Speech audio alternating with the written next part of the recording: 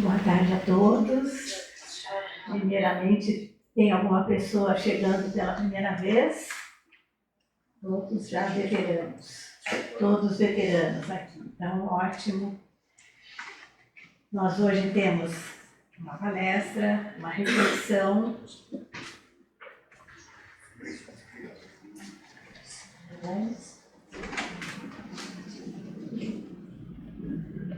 Então, seguimos nas nossas reflexões sobre a mensagem de Jesus, não é? Como sempre, este ano, através do Fonte Viva, psicografia de Chico Xavier, inspirada pelo seu mentor Emmanuel.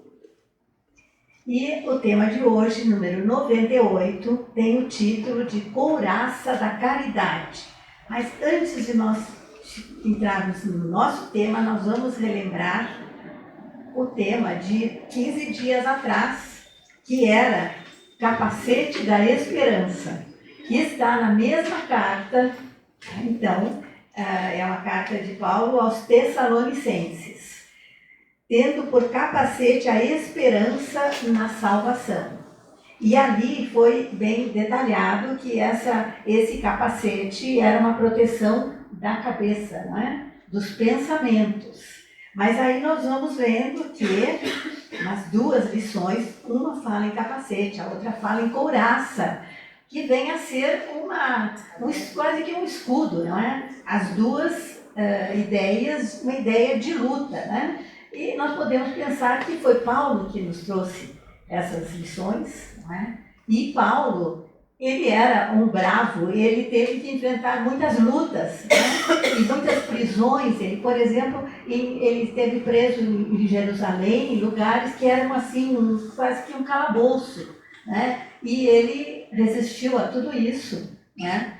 Bravamente, graças a Deus, para nos deixar todas essas mensagens. E algumas dessas cartas ele escreveu da prisão, não é? E nós, às vezes, estamos assim, tranquilos e serenos e achamos que não damos conta, né? Mas, enfim, é Paulo, né? Paulo é outra história, né? Então, nessa nossa de hoje, que é a couraça da caridade, o que ele nos diz?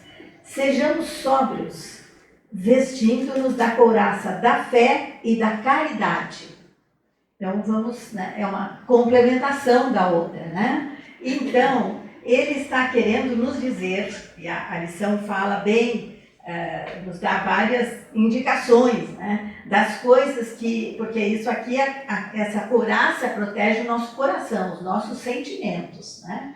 Então, ele vai detalhando aqui pequenas atitudes que perturbam os nossos sentimentos, né? Por exemplo, irritação permanente. Claro que nenhum de nós tem isso, né? A gente está sempre super tranquilo, né? Mas eventualmente, não é? Eventualmente, se nos irritarmos, bem eventualmente, nós temos tranquilamente condição de retornar à tranquilidade, né? Então, isso Paulo que está nos dizendo isso. Não, é interessante a gente pensar no sentido de que não é para a gente se irritar por qualquer coisa. Lógico, porque algumas coisas vão nos tirar do sério na vida. Mas a frase é irritação permanente, né? Então, se não for permanente, não vou dizer tudo bem, mas... Indignação excessiva, não é? Também tudo aqui está no excessivo, né? Está no superlativo, né? Lógico que nós vamos nos indignar de vez em quando com coisas que nós vemos ou com coisas que nos atingem pessoalmente, né? Mas, como ele diz, não excessivamente, porque todos esses superlativos, eles vão afetar os nossos sentimentos, né? Como falamos antes, a irritação permanente é algo que realmente afeta o nosso coração, o nosso sentimento, a gente está sempre irritado, né? Então, é bom a gente pensar o oposto, né? Não é bem o tema da palestra, temos coisas para agradecer na vida? Temos, né? Com certeza, todos nós que estamos aqui, viemos, caminhamos, andamos no elevador, chegamos até aqui, enxergamos, mesmo que a gente já não esteja muito 100%, mas está dando para o gasto, né, gente? Então, tá tudo bem, né? Outra, a ira frequente, aí já ficou mais pesado, né, gente? Porque é isso, a gente tem que aprender a ter um certo domínio, né? Uma certa, um equilíbrio. Equilíbrio na vida é muito importante. A gente não sair do prumo, né? Severidade demasiada. Também não, claro que um pouco precisa, mas não muito, né? Fica com ruga aqui e tal, então vamos tranquilamente levando a nossa vida, não é? Com muita parcimônia nesses sentimentos aí, né? E aí, a gente vai então especificamente ao título, não é? Tenhamos a couraça da caridade. Então, essa armadura, não é? Essa proteção da caridade. E ele diz ali na primeira frase, né? Da fé e da caridade. Aí nós vamos ver então. Por que ele falou da fé? Porque a fé, não é aquela força, é aquela condição que nós temos de antever aquilo que nós queremos. Não é? Aquilo que nós vemos com os olhos do Espírito, que as outras pessoas não veem, né? Não percebem, mas nós estamos vendo mais além. Então, essa força interior, essa confiança, não é? Nas nossas possibilidades. Confiança em Deus, mas confiança nas nossas possibilidades. Porque se nós não confiarmos em nós mesmos, quem vai confiar? Não é? E todos somos filhos de Deus e temos condição de levar a nossa trajetória, né? E aí ele fala, né, da fé e da caridade. A fé, então isso, importantíssimo, essa força, essa firme e forte também assim, gente, a nossa fé tem que ser firme, porque senão a gente acredita hoje, amanhã vacila e depois da manhã nem sabe mais o que a gente quer. Aí o que acontece é que tudo tem, não é? A gente atrai. Então, se a gente está muito vacilante, nós atraímos espíritos também assim e que vão nos deixar desse jeito. Então, nós temos que ter firmeza naquilo que nós queremos, nos nossos objetivos de vida, né? Então, firme, forte, raciocinada. Claro, não adianta a gente também imaginar, né? Uma coisa é eu querer ser jogadora de basquete e não ia dar certo. É melhor a gente, né, menos, né? Então, tudo, não, a questão de ser a fé raciocinada. É isso que nós pregamos, não é? Que é um dos pilares do Espiritismo. Fé raciocinada, né? E aí nós temos, então, a outra parte. A couraça da fé e da caridade. Vemos que essa caridade nos protege. Por quê? Porque toda a atitude, todo o trabalho, toda a direção de caridade, de um trabalho fraterno, ele é protegido pela espiritualidade. Quantos de nós aqui, por exemplo, nas visitas, não é? Nós vamos lá, eu faz tempo que não vou, mas já fui muito. Você levou uma vez a tua netinha, né?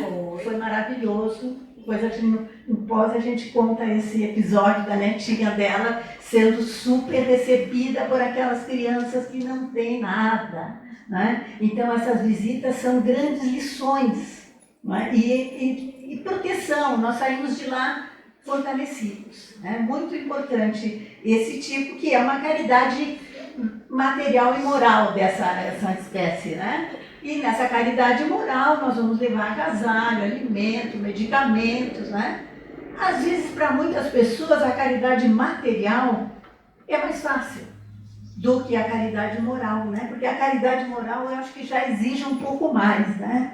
O que seria essa caridade moral, né? Seria compreender, né? Seria acolher as pessoas, ouvir, né?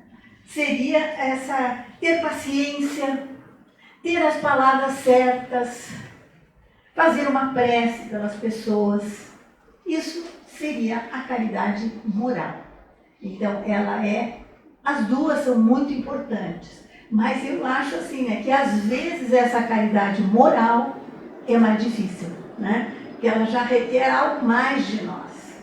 Mas é o que nos diz aqui o nosso amigo Paulo, que Sejamos sóbrios, prudentes, né? Equilibrados, vestindo-nos da couraça da fé e da caridade. Então, com isso, nós estaremos fortalecidos, né, para atravessar a nossa jornada por aí. Né? Então, parece simples, né? Bem simples, bem curtinho, mas nem sempre tão simples. Né? E para nós encerrarmos que a caridade, na verdade, é o amor, né? O amor ao próximo, nós temos esse livrinho aqui maravilhoso, Sementes da Felicidade, gente. Pegue o caminho do amor puro, profundo, sem máculas. Um amor assim leva de roldão toda e qualquer prova, vence as maiores dificuldades. O amor já está colocado dentro de você, não há o que temer. Ajoelhe-se no altar do seu íntimo e receberá luz e força suficientes para superar todos os obstáculos. Confie no amor. Deus fez o íntimo escondido para que só o descobríssemos quando pudéssemos respeitá-lo.